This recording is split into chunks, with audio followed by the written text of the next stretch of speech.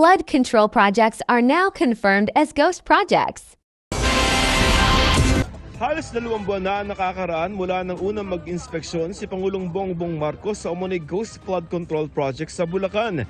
Mula noon, 8,000 proyekto na ang sinuyod ng Department of Economy, Planning and Development o DepDev at mga pulis at sundalo sa buong bansa hanggang nitong October 6. Ayon sa DPWH, 421 rito ang nakumpirmang ghost o guni-guni lamang na flood control project. Karamihan sa mga ito nasa Luzon pero meron ding nasa Visayas at Mindanao.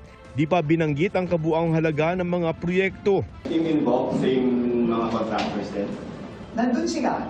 Kasama doon sa top 15, sir? Kasama sila doon, pero meron din iba kasi madami yan. Kompleto na yung mga dokumento at mga ebidensya doon.